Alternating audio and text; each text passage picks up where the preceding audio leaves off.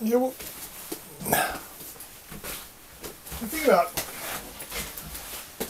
about Marxist polemics over the 20th century, at least,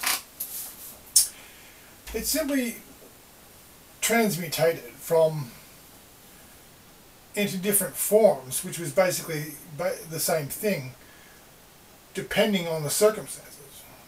Like,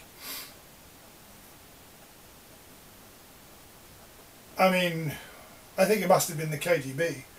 The Russians basically developed Marxism into this polemic, this histrionics against imperialism.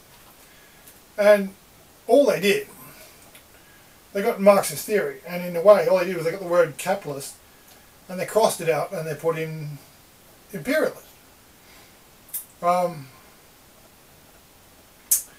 And they got the word,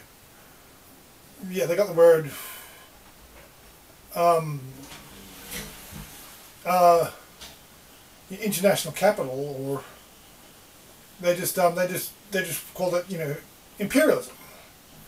And they got the workers and they crossed it out and they put the exploited colonial tribes.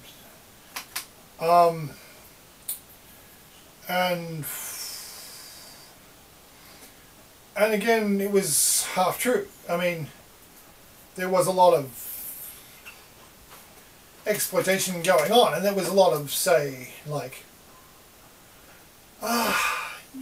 agriculture going on in the colonies, and with low-paid workers, or, well, low-paid in a monetary sense, but, I mean, what's paper money worth?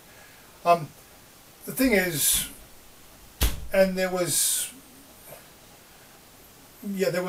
mining companies digging up minerals that, and sending them back to England, say, or elsewhere. And that's where the half-truth of Marxism sort of comes unstuck, because, I mean, there was the opals in Australia that everybody went mad for, and like a lot of places in the world, there was a big rush, like a gold rush, for the opals. And they used to get, they used to find opals in stream beds, in alluvial stream beds, and that ran out, and then they started mining for the stuff. And anyway, and you hear stories, apocryphal, I don't know, true or not, that the Aboriginals and native tribes never valued opals, and they threw them away because they were bad luck or something.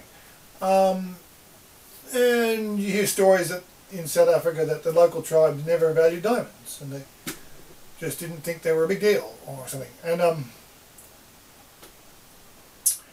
And in the 20th century, certainly, there's many examples of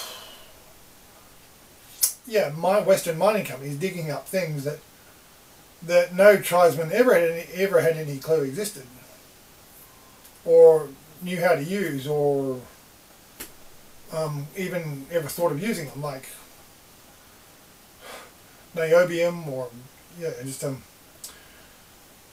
vanadium, all these rare elements and things, and rare metals that are used in jet engines, and so there's this idea of once happy tribes living in their villages with their cows being displaced by colonial mining, agriculture interests. But again, that's a half-truth, because I mean there was, well, I mean, take South Africa. There's well, anywhere like Africa. I mean, how can you say you have these log companies moving into Africa and logging the forests when the African tribes didn't even have the means to log the forests. They only had stone axes, and they didn't have railways to cart the things to the coast and to sell them for money. And you know, it's not such a good fit, this argument, because at the heart of all economic theory is this concept of utility. They had to invent this concept of not economic value, not actual strict dollar value of things, but they had to modify the idea of a strict dollar value of goods and services or financial instruments. And they simply had to invent this idea of utility, a utility function.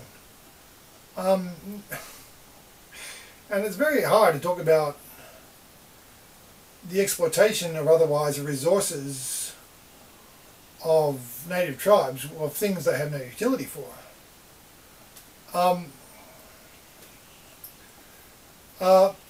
And so this is the whole, one of these points where the half-truths of Marxism, they start to come, Marxism falls apart fairly fast on close analysis because of these sorts of ideas, these sorts of things. And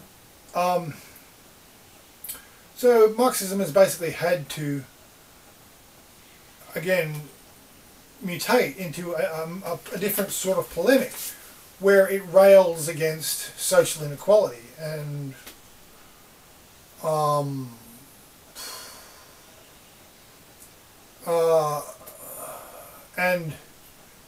of course, in post-war, or during the 20th century, the Marxists tried very hard, they emphasized, they hit very hard at the race division, the black-white division in America, for example.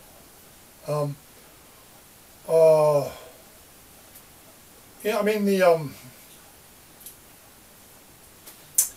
in Australia, in the 20th century, the Marxists hammered very hard at religious, ethnic divisions, like Irish Catholic versus British, Anglican, or or Scottish Presbyterian, and there was this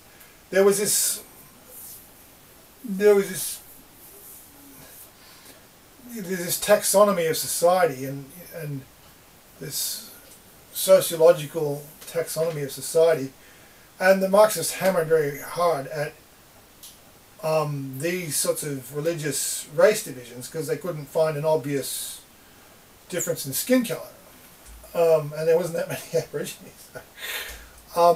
But in America, yeah, it was like, it's like a deafening drumbeat that's been going on for decades about the poor exploited black people and black versus white, and it's only fallen up because of this new wave upon wave of immigration to America from other countries, especially Asian countries, especially South American countries. Now they talk about. For a while they were talking about this trichotomy of blacks and Mexicans and whites, and now there's Asians in the mix, and there's the Middle Easterners in the mix, and there's the East Asians in the mix, and so this whole kind of prescriptive sociology is just falling apart in the face of reality. And so the Marxists tried to divide and conquer, obviously, on the sex thing. They went to go to sex.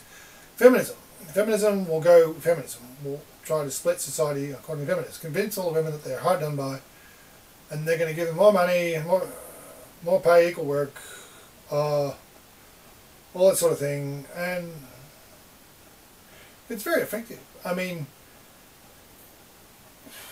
you talk to a modern woman. I mean, even today.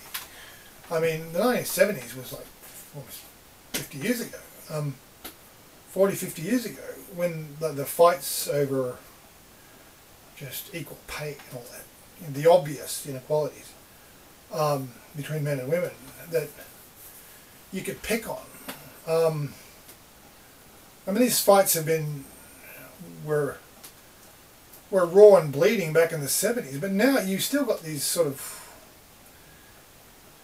weirdo, I mean, even like the average modern Western woman is a weirdo. She's like a kind of like a mental patient. You just say, like they get triggered and violent and angry. If you say anything like you suggest that women aren't as strong as men or something, and which is on the average true, but they get all triggered and crazy. I mean, there's this sort of, it's strange because it's like people getting angry about Nazis 70 years after the war ended. I mean, but that happens. I mean, like Samuel Taylor Coleridge wrote in his book, one of his books on his literary life, he wrote that he complained that 50 years after the war had ended, after after the Battle of Waterloo, people were accusing him of being a Bonapartist. Anyway, the thing is, the Marxists have been bashing away at social divisions and they've been using this heuristic that if something is different, it's unfair. And so you hear a lot about that. You hear about unfairness, women's pay, unfairness, discrimination against homosexuals, unfairness, homosexuals can't get married, unfair. Now this unfairness concept is actually very fake, because it comes with this automatic assumption that if something is different, it's unfair. And this goes right back to the beginnings of Marxism, where you had like a rich guy and a poor guy, and it's different. It's different, so it must be unfair. If there's a rich guy and a poor guy, it must be because the rich guy has exploited or deprived the poor guy of something, which may not be true. I mean, if you've got a well-to-do guy who's worked hard his whole life, and he's managed to work hard and obtain a few things, obtain some possessions, like a nice house or a farm and a nice family and some machinery, and you've got a rich guy who's worked hard and got things, and you've got a poor guy who might have just drank his money away and gambled and smoked marijuana and wasted all his money, and he's got nothing. Now this Marxist sort of pro forma, this lens where if somebody is rich and someone's poor, it's an occasion, it's an obvious proof of injustice. I mean, that's not true all the time, and this is just and it's without any real world discussion of the circumstances, then it just becomes, it turns into this nastiness and becomes substantial. It's like a false accusation against decent, hard-working people. I mean, saying decent, there's a rich guy and a poor guy, therefore the decent, hard-working people are somehow conspiratorially, they conspired against the poor guy to make him poor. And this is where the conspiracy theory of Marxism comes in again, where, like, for example, blacks in America are poor. Why is that? It must be Whitey's fault. Whitey won't give him a chance. Whitey won't give him a job. Whitey is hogging everything to himself. La la la la. There's this conspiracy theory that blacks in America are poor because the whites don't like them. The whites conspire against them. Society conspires against them. And it's self-evidently true because the blacks are poor. And because you have poor people and rich people, it's unfair and unjust. Well, I mean, regardless of the discussion of how these things got there in the first place, and this is, as usual in Marxism, all these real-world questions are swept under the rug. And so we come to the latest mutation of Marxism, well, the penultimate mutation, and that's gay rights and transgender rights. And this idea that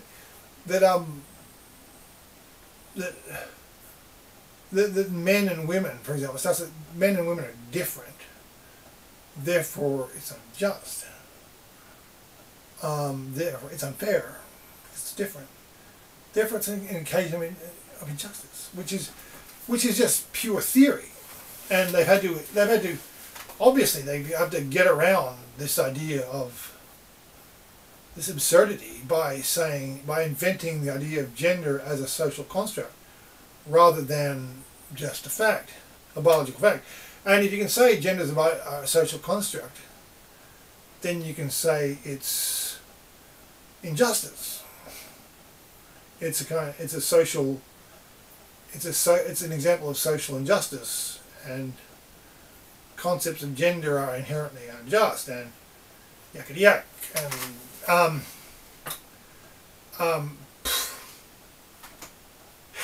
but I mean, obviously, they've done it again with the whole gay thing.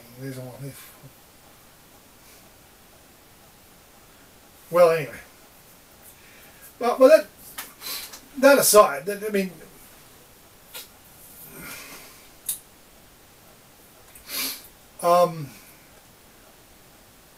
well, the only thing I can really say about the whole gay rights thing is the modern Marxist polemic involves necessarily this idea of gender as a social construct. Now,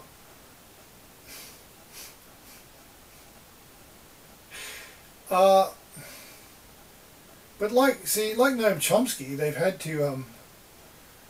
to have resort to this Platonic idea, which predictably, one of Plato's ideas of innate notions. That is to say, there's ideas that are innate to the human being, that are innate to a certain person before he's born, or somebody's born with his innate pre-existent ideas. And a man loving other men is part of his genes, and so it's not his fault that he's gay. Plato made him do it. But this idea of a kind of, not a gender, but a sexuality, which is a pre-existent metaphysical idea. This is what they've had resort to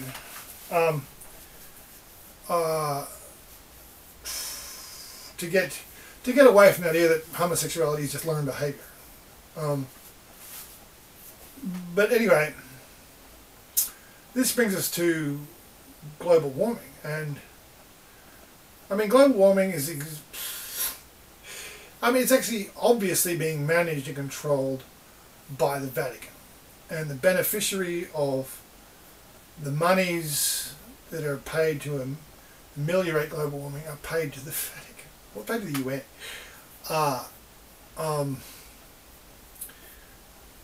Now,